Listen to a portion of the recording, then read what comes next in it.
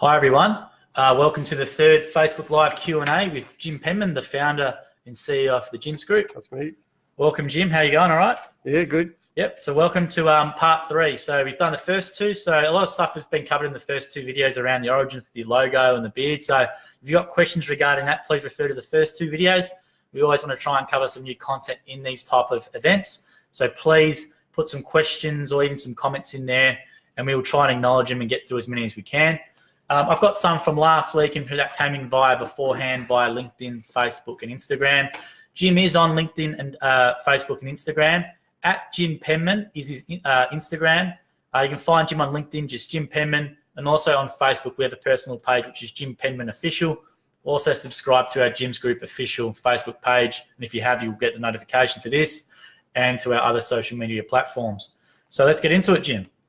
So a question submitted by Grace Doravata from the Dog Wash Division via Facebook. She's gone, "Hi Jim, have you ever considered doing a speech or seminar at any of the annual divisional conferences that are not held at the Foothills Conference Centre?"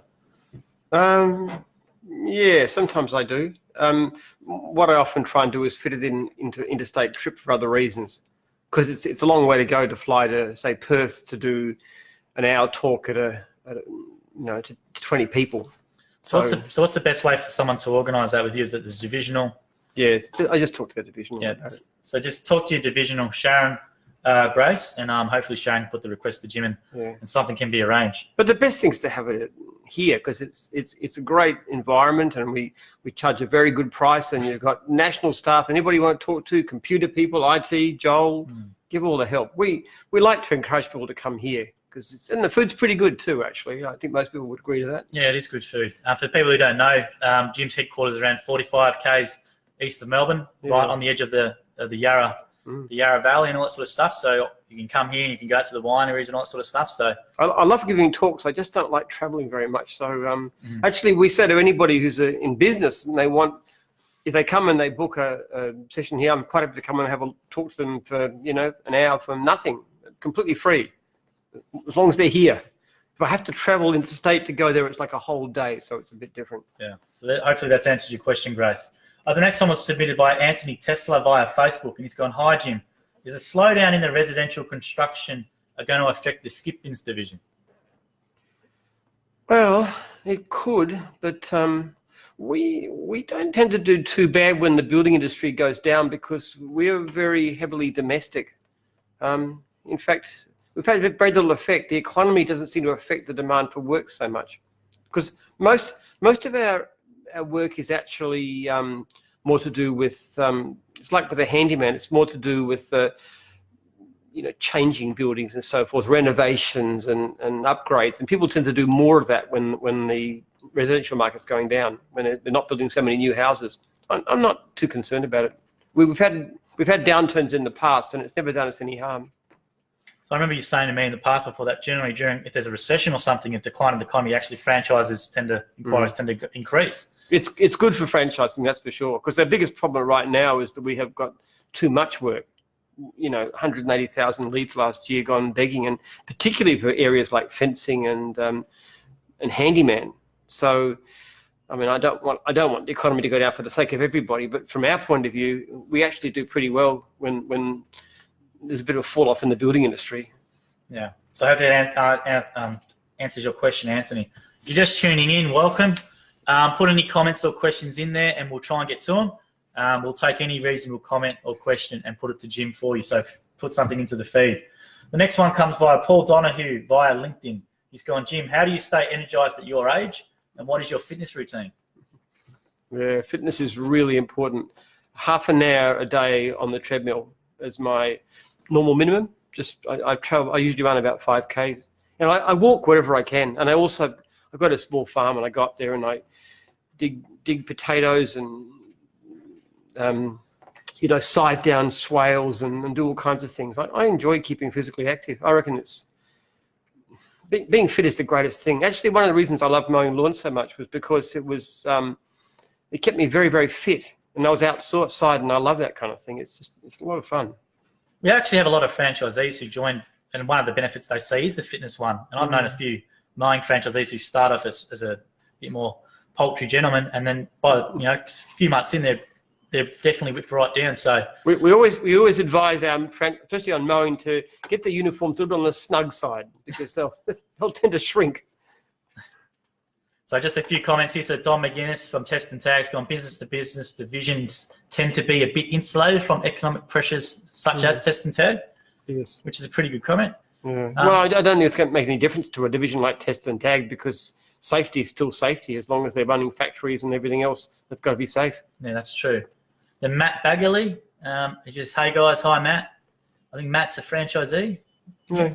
Then we've got Joshua Elms, who's a mowing franchisee. He's gone, "I'm coming up to 10 years as a franchisee in May." And he goes, "Is there any benefits once you hit 10 years?" Well, we'd like you very much after 10 years. It's up to your franchisor what they might want to do for you. So sometimes franchisees who get to a certain level and want to sort of ease off a bit will actually give them reduced fees. That's been known to happen, depending on age. Yeah. So we treat long-term franchisees, they're pretty special. Yeah, we appreciate you commenting in and tuning in, Josh. You've tuned into most of the three of them. We'll get there. Julie Baldry, I work in the call centre. Hello, Julie. Hi, Julie. And Sam Scheinberg is Sebi Champs, tagged his mate. Call centre does a fantastic job. They're absolutely brilliant. We really appreciate you guys. Let me talk a bit about the call centre. I don't think people realise that the actual call centre for gyms is on site. Yeah, it's just back here, just a few metres away, and it's a hive of activity, and it's quite a complicated job, because you've got to know how to handle a whole raft of different situations. You know, when people complain, or when they want to pass messages through, or how you deal with an inquiry. It's quite intensive training. It's a fairly skilled job. In fact, a lot of our best people in gyms national come from the call centre, like Hannah, who runs the our Go Blitz system, and the girls here who work in admin. There's some great people come out of there, and it's nice too, because it's a chance to move up in the world a bit too. Yeah, it's run very well by the team, by Jill and Beck, and by Charlene. They do a great job. Oh, Matt here. So Matt's tuning in from Canada. So we have, obviously, people probably don't realise we actually have gyms mowing actually in Canada. So Matt's tuning in all the way from there. So we appreciate you tuning in, Matt. Yeah, we had a franchisee training from Canada here this week, which is great. Great to see. That's awesome. And Canada is important because hopefully these guys are going to be our bridgehead for the rest of North America. Just like Melbourne was the bridgehead to travel across Australia. Most of our first franchisors were people from Victoria who went out. So maybe you want to tell a bit about the plans with that, though. So obviously got mowing in Canada, but there is a plan to move. Yes, we're looking at other divisions like dog wash and handyman and cleaning. And there's some people who are interested in going from here to there. And we're looking at some of the top franchisees in Canada. We've got some really top guys there with very major businesses, with several people working for them and so forth, very successful entrepreneurs. And we hope they're going to be taking a leadership role. Definitely. Thanks for tuning in all the way from Canada, Matt. We appreciate it. Hader Hussein's tuned in and said, "Hi, gents." Hello, Hader. Hope you're well. Luke McDonald's gone car detailing Bondi. He's tuned in from there. Thank you for tuning in, Luke. Yeah, so let's actually go into a cleaning question. So seeing as though Hader and Luke have tuned in. So John Idema last week left the question. He said, "Hey, Jim, how do you see the growth of the gym's cleaning division? Is it as you expected? We see it as very positive." John and Suzanne from Gyms Cleaning, is it Shado or Shendo Park?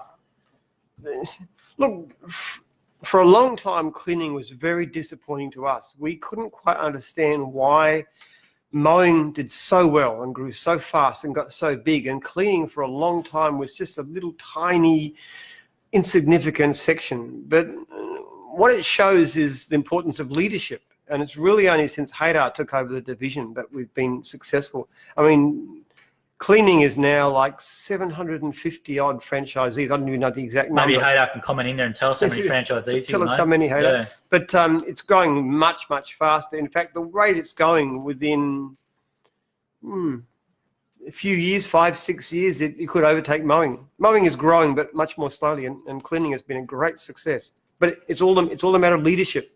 And when you look at the divisions that work within gyms, obviously cleaning now does very well. Dog wash is booming like anything. They reckon they're going to have 200 by the end of the year. Building inspections is doing extremely well. Test and Tag grew very well. So a lot of these divisions that are doing well, it's all to do with the person in charge. And we're always looking for internal entrepreneurs. Often they come up through the system. They come in as franchisees, like Sharon did in dog wash. and then become franchisors and then take over divisions and run them. And Haydar's the same. So Haydar says 800. 800. Good on you. Thanks for commenting there, Haydar. Just for anybody who doesn't know, Haydar, he was actually a cleaner before he came into gyms, and he's done quite well. He's got this house, which is a third of an acre house. It takes you about half an hour to fly across it.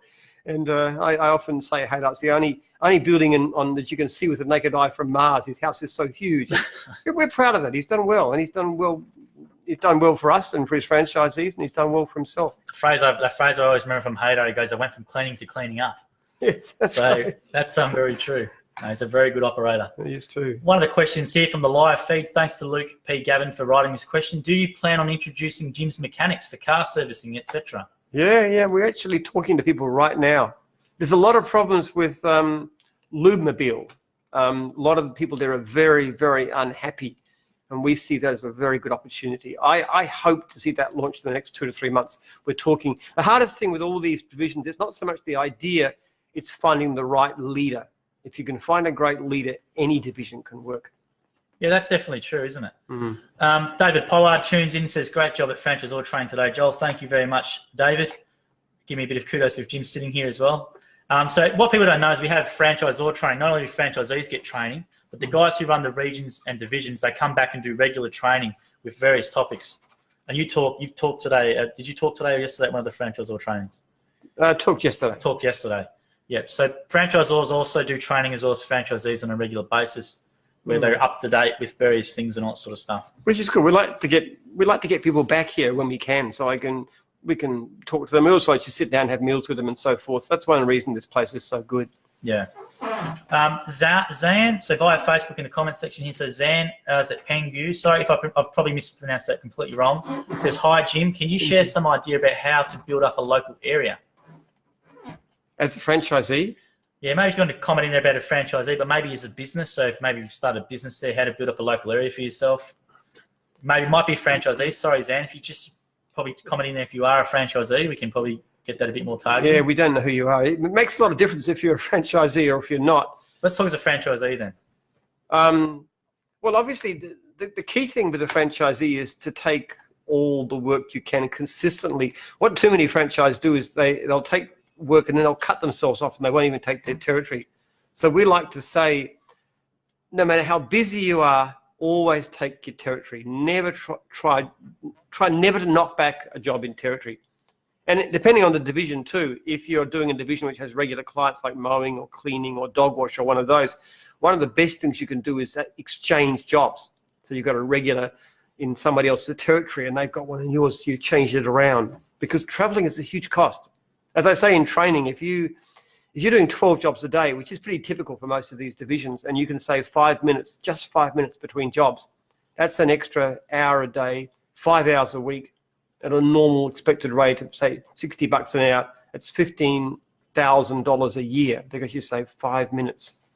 So Zan is a franchisee. You just commented saying he's a franchisee. Yeah, exactly right. Work locally and intensively, and just simple things like when you see somebody in the street, when you're in your territory, you just wave and say hello to them. Hey, nice weather, and just say hello. And you're wearing a uniform, and you've got business cards with you, and if you're doing something outside like mowing, of course, or fencing, it's going to be pretty obvious. They can see the quality of your work, and just be nice to people and work on local connections and so forth. So some basic things there for you, Zan. Hopefully that's answered your question. If not, you can put some more questions in there and we'll get to them. Yeah, but as a franchisee, Zan, you can always email me anytime. You've got my email address, you've got my phone number. Every franchisee has that. Definitely take advantage of that, Zan, as well. People have that access, so definitely use it. Jim's happy to oblige with anything like that. Yeah, as I was saying to somebody today, if somebody from outside wants my time, I will charge $1,000 for an hour of consulting time. But my franchisees get it all free. That's it. So use it. Use the $1,000 per hour outside charge. You get it for free, Zan. So Jamie Byard's commented here saying, hi, we are holding a franchise information night tonight for dog wash in Melbourne. So if you're interested in dog wash franchise, there's an information session going on tonight. Maybe just let us know where it actually exactly is, Jamie, and we can put that on there. Joel Burrows has also commented, can I please buy a Jim's Group t-shirt or baseball cap? Please make them. This request comes through every week, so I don't know what we're going to do about it, but we need to find some sort of option. And I've put it to you a few times, but it's a bit hard because we might have to buy in bulk, or I don't know what we're going to do, but we get that request. I think it's a good idea. Actually, we should do it. Yeah, I think we should do it. Definitely. I was in the police station. Not that I was being hauled in for any crime or anything. I was just there for other reasons. But I saw this little this bear with a police uniform, constable bear. So I thought, well, if they can do it, that's $60 for that was. Was it $60? $60 for a bear. So yeah, want to sell? Love to sell it. My mother always used to be very proud of it. She's dead now, but she loved wearing the Jim's. She used to wear a bright red Jim's dog wash jumper. She gave a lot of kudos in her old people's home.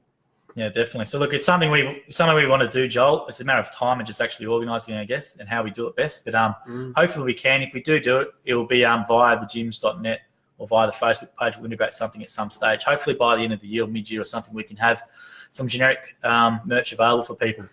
Brett Goodlett here is written in here, helping out at schools and community groups in uniform goes a long way. So Brett Goodlett's a franchisee. So there's a bit of a comment there for you, Zan, as well. So obviously that goes on to what Jim was saying about wearing a uniform at all times and being ready and available. Yeah, what we tell franchisees in training is that you always wear a uniform wherever you go, if possible, and you drive a signed vehicle if you possibly can, because you'll pick up a lot of work in just around the place. You know, one of our tyres guy, one of the newest franchisees, was he just went and parked in a public car park, and people kept on coming up to him and asking him about tyres. And he got a job on the spot. And there were actually some others that they asked him about the tyres, and he went and checked, and he said, no, you don't need it right now, because he's a guy of great integrity. Here's my card. There you go. So Derek Channer Thang via Facebook has just gone, asbestos and demolition should be one. So we do have an asbestos. It used to be called Jim's asbestos removal. Now it's Jim's hazardous waste removal. Yes, that's right. And they do a bit of everything. So we do have that division, but we don't have the demolition side of it. So well, you never know. One of our franchisees or somebody might be thinking about it. Every division starts the same way. Somebody just puts up their hand and says, "Hey, I want to do this," and very big things come from very small starts. One of the things I'm always big about is that I'm very easy to reach. So if anybody has an idea from the public, it's easy then to get through to me, and they come through, and I'm interested in this, and then take it from there. I had a franchisee just earlier this week contacted me about a business that he'd like to run, and we're talking about it. Don't know where it'll come to, but he's pretty good actually. I got him to. I won't say who he is, of course, for obvious reasons, but he was a bit reluctant to share his income with me. But when he told me he was making $180,000 a year and had a great customer service record, I said, "Okay, you're a pretty good operator. Well, let's talk more." So there you go. Reese Formosa has commented. He says, "Best career change I've ever did, joining the Jim's Mine Group. Can't wait for the next trade day. Have we got a date locked in yet for the trade day?" It's in July. I'm not sure actually. It's in July. I know it's being worked on, Reese, at the moment internally, from what I hear. So yeah, it was a big success. We had about 400 come last year. It was wonderful. So for people that don't know, there's a big trade day that goes on every year. This one was specifically for the mining division, and basically you have a whole bunch of suppliers and there's competitions and stuff to be won. It's Tuesday the 30th of July. Tuesday the 30th of July. That's our next trade day. Okay, so there you go, Reese. Tuesday the 30th of July is the next one. Well, we have amazing prizes too for anybody. I mean, it's mowing only at this stage, but all our contributors contribute prizes. We had something like... Someone won a whole trailer, didn't they, one time? Yeah, they got a trailer, a ride-on mower worth lots of money. I think it was like about $40,000 worth of prizes. That's great. That's great odds if you come along. Oh, yeah. Obviously, you've got to come along to be in the prize draws, but it's really good odds. All right, we'll keep going here. So guys, for just tuning in, if you want any questions or if you've got any questions, put them into the feed now. We'll definitely get to them. All right, so I'll just ask one that was pre-done. So let me just go here. So Russell Larson via Facebook has gone, when is Jim's going to start Jim's Politicians? Now, there's a Facebook page out there, I think it's called Jim's Lobbying, which has some political stuff on it. It's got it's got 20,000, I think, people who like it. But yeah. I know you're big into your politics, Jim, so.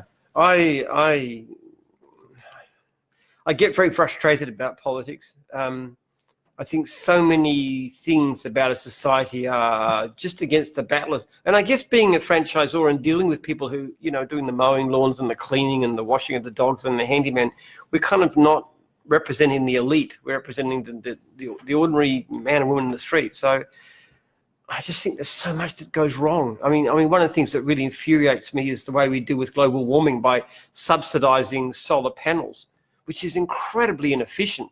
The efficient, because it's not only government picking on things to do, which is not necessarily the best way to do it, but it's also something that actually raises the price of electricity for ordinary people and gives a subsidy for the wealthy. Like it myself. I mean, we've had it done ourselves and we get government subsidies. It's so unfair. Now, the most sensible way to do that economically is to have a carbon tax. And to make it fair, what you do is you put some of the proceeds back so the average person is no worse off. The person who's on a lower income actually gets a benefit because they use less than that. And those who are wealthy, they pay some extra tax, but they can afford it. That's just a simple idea of you can actually be more effective in tackling global warming, which I think is a real problem, but you can actually help to redistribute income to those who need it instead of the opposite. And I've got a lot of ideas like that. And for those that don't know, I think you're working on something, aren't you? A book or something to table. Yeah, I'm trying to write a book. I think people don't realize how much elites in this country run things to suit themselves. Wherever it comes to, whether it's talking about the franchising industry, it's basically designed to help lawyers and financial advisors, and it really stuffs up ordinary people, gives them no effective protection at all. There are so much better ways of doing things. Opposed to like immigration policy too, picking people who are good for the country, but not having people who are low skills who compete with our lower skilled workers. What about putting some more effort to get them upskilled and higher wages for people who need it, rather than producing masses and masses of less skilled people from overseas? I think we should import the entrepreneurs and we should build up our own people and help them. So there you go. Looking to thanks to Katrina. Yes, there is asbestos. Yep, hazardous waste removal.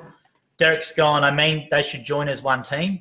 Well, it's an already established division, Jim's hazardous removal, so I don't know how they would go adding in demolition, but what we'd love to do is to have somebody come along who has a demolition business. And if anybody's out there watching who's got a really strong demolition business and they've got a few people working for you, you've got some entrepreneurial flair, but you'd like to be all over the country, that'd be fantastic. Because what you do is you come in, become a new division. It's not a big investment, like $20,000 plus a bit of training and stuff. It's not a lot of money. And then we put you together with the hazardous waste people and you work together. So you're good at knocking down buildings. They're good at cleaning up the waste. So you refer work to them. They refer work to you. It's the way that cleaning and window cleaning and carpet cleaning work together, or mowing and trees work together. Different divisions actually refer work to each other. So it's complementary. We'd love to do it. We just need the right person. There you go. So Taylor Kemp, I presume he's from the dog wash division, goes, is there something similar for dog wash in regards to a trade day? We'd love to do it. Yeah, I think that's maybe more one for your divisional, Sharon.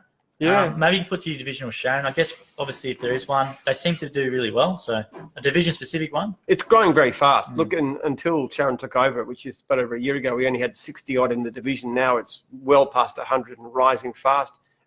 Sharon tells me by the end of this year we'll have 200, which possibly we will. So I think the numbers are there. The thing about a trade day, of course, is there's so many mowing. We have 400 mowing guys coming, and that's a big market. So all the distributors love to be there. They want to be there and they want to give away prizes and get interest. They find it really worthwhile. So the more we have, cleaning could do a day. That'd be fantastic. And then we just have all these giveaways because to the suppliers, we're a huge market. We're a very big market now. And we want to use that to get benefits for our people. And suppliers love it, and there's a lot of prizes and stuff. So, yeah, definitely talk to Sharon, maybe Taylor, about that one, see what can be done. Scott Greenwood has gone, the fencing trade weekend was sensational, networking with other fencing franchisees, meeting suppliers, and the connections made. That just reiterating from Jim's point. Joshua Elms has gone, I've done 3 splits coming into my 4th split in 10 years. Wow. Good stuff, Josh. Which basically means, if anybody understands how splits work, yeah, that he's never paid any fees. Because a single split will get you in the region of 3 years worth of fees. So it's a pretty good deal. So maybe you want to define what a split is actually. So a split is having a whole stack of regular clients, which of course the system gives you. And then in mowing terms, you get 65 or so together and you sell them as a business. So that might be sold for $30,000. So you get, say 80% of it and 20% goes to the franchisor. So you pocket $24,000. So Haydar's just commented from the cleaning division. He's gone, we are working on a trade day later this year, so keep tuned. So anyone from cleaning, Haydar is working on a trade day, which is great. Paul Sandals has gone here, following on from Jamie Byde's lead. Jim's Diggers is also running information evening on Tuesday the 12th in Narre Warren, so instant message us for details. So if you head to the Jim's Diggers page and DM them, Paul and the guys can give you details about that. Derek's gone, thank you, Jim. Try to save up now. I hope I can be one of the asbestos franchisees. Now, I think there's financing options, isn't there, for people if they want to get in, if they don't have the cash at the moment? Yeah, we do. We have a special system which is designed for us. Finance is a big issue. It really is. But we've got Jim's Finance, and they work very hard.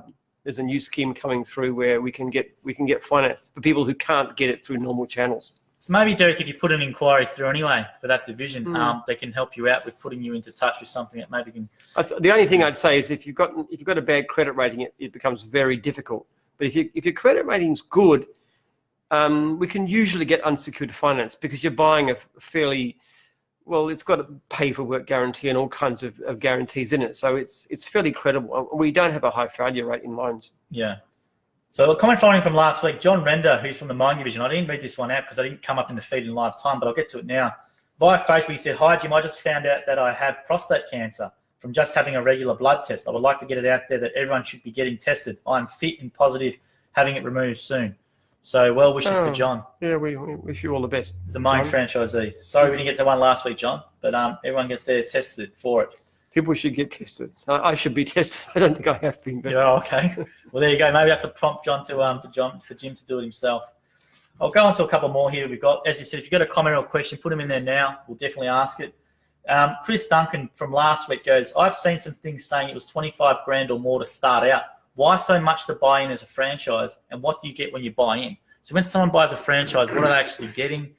Is it always around that 25K mark, or is there other levels and stuff like that?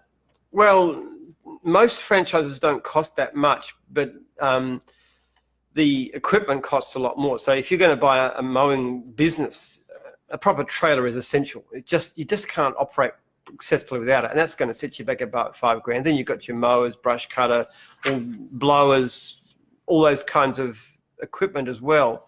But to answer what you get for the franchise is that we actually have a system whereby what we tend to do is to try and give you as much work as possible, as soon as possible. Mind you, most people who buy mowing franchises these days would buy a resale or a split. So 80% of the money goes to the person selling it. But if it's a new business, what we do is we provide extra advertising. We give you a bit of a bonus, give you like 2-for-1 leads compared with most franchisees. And we also give you a thing called a pay for work guarantee, which means if you make less than the minimum amount, which is typically about $1,200 to $1,500 per week, which is a low level by normal standards, less than what most franchisees make. But if you make less than that, you can actually go to your family, friends, relatives, franchisees from other divisions, anybody you wish, and you can do free services for them, and your franchisor will pay you. And what that does very quickly, it builds the business. So the actual cost of the franchise is to do with extra advertising and pay for work guarantee to get you off the ground. Because the trouble with running a new business, if you don't get existing clients, is you might have a great business down the track a bit in a year's time, but in the meantime you starve. And most people who run service businesses fail in their first year. I think it's something like 65%. Now, we do have people who fail in their first year, but the figure's more like 10%. And that includes people who've sold out or gone for different reasons. So that's essentially why you buy a franchise, is because your chances of succeeding are a lot more. And then the other thing too, if you look at it, even if it costs you $25,000 to get in, your typical earnings, we think around about $2,000 a week. So you're sort of getting it back in about 12, 13 weeks. Whereas most businesses, you have to work for 3 years to get your investment back. There we go. So hopefully that's answered your question there. Katrina Jabke says Jim's pathology. Yeah, so maybe, we'd love to. Yeah. We're actually very interested in the health area. We've got Jim's personal training starting up, which is one of my favorites because I'm a great believer in fitness. I think it's the greatest thing there is. We'd love to do Jim's doctors, home visits, and Jim's chiropractors, Jim's physio. There's a whole lot of stuff we would love to do in the health area. I mean, we've got 50 plus divisions now, but we could have 150, 200. Optometry is another good one too. Taking optometry to the office, being able to go to somebody's office with a mobile setup and do tests and then go back and get prescriptions done. Because people are time poor these days, so the more stuff we can do for them, the better. The better, yeah. So Dylan Burgess has tuned in. He goes, we bought a cleaning franchise for my wife 4 months ago in WA. It was a great decision, plenty of work and support. Great to hear. Thanks for taking the time to write that comment. Craig Pitchard has gone, go Jim's personal training. Yeah. So Craig will be running Jim's personal training, so hopefully he makes it go well. Matt Bagley has gone, brand recognition and the network of the other gyms is well worth the investment. That's really nice to hear.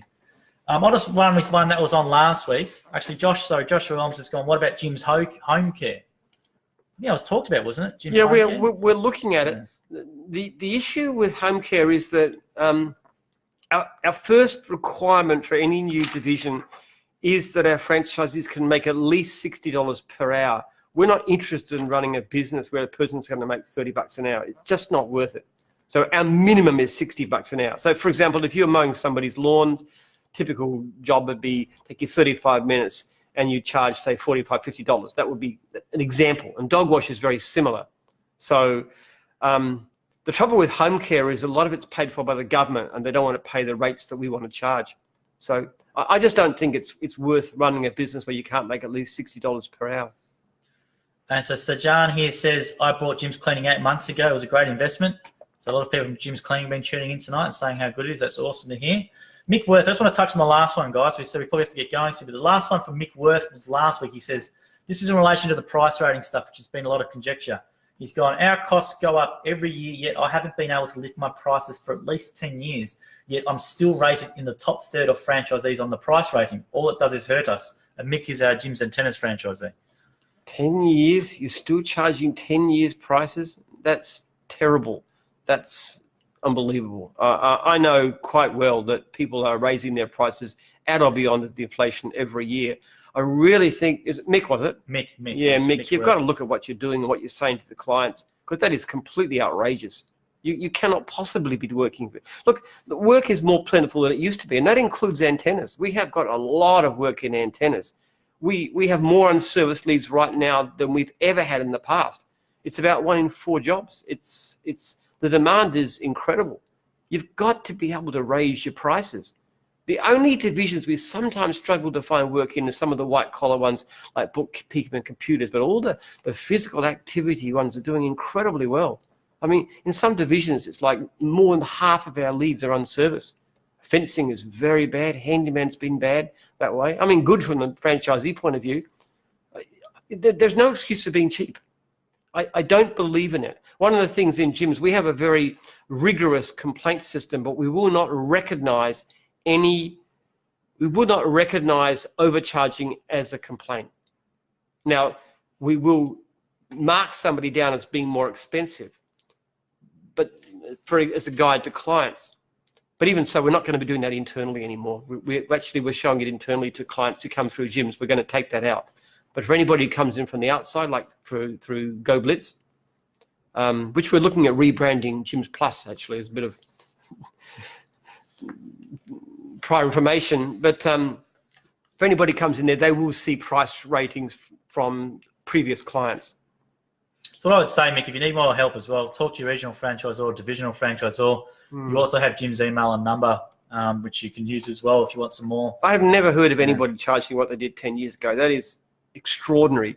Work is not in short supply in the antennas division. I know it isn't actually. We're actually more overloaded than we have been in the past. It's not hard to find work at all. It's actually harder to find franchisees in antennas because there's this idea that antennas is old style business. But it really isn't, because antennas guy can do things like digital connections, which is really, really big. They're all trained. They can do cabling and things. So it's a great division, but it has the reputation. So what it means is that the work is coming in, but when we're struggling to find enough franchisees to cope with the demand for the service, there's no way in the world you can't charge more. There's a couple I just want to touch on real quickly before we go.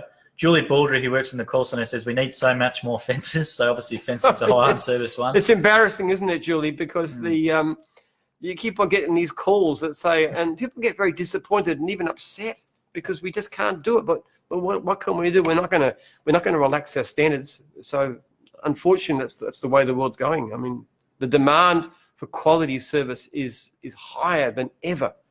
It's so different. Back in the 90s when we were first starting off, I used to have teams of canvassers going out knocking on doors to find work because it was so difficult to find. These days, I mean, sometimes we had one franchisor gave back about $250,000 to his franchisees from the advertising budget. He said, I just can't spend it. We've got too much work. And that's unheard of from the old days. So work is plentiful. So we got a comment here from Jim's Mobile Tyres. He goes, maybe rename Go Blitz to Jim's Extra. Yes, that's a good point. Jim's more because all the surplus work we've got that we can't cope with. Go Blitz is going very well. Actually, we've got close to 10% of our unserviced leads are actually going out now to independent contractors, and that's going great. Scott Greenwood here has gone, Jim's Insurance doesn't do commercial insurance for large vehicles. Any reason? Oh, we're just working on the. It's all to do with what the underwriters will do for us. Correct. So we're actually expanding that. We've got in the past, we couldn't do cars very well at all. It was too high. We've got a new deal on cars, which is just coming through now, so we can do them reasonably cost effectively.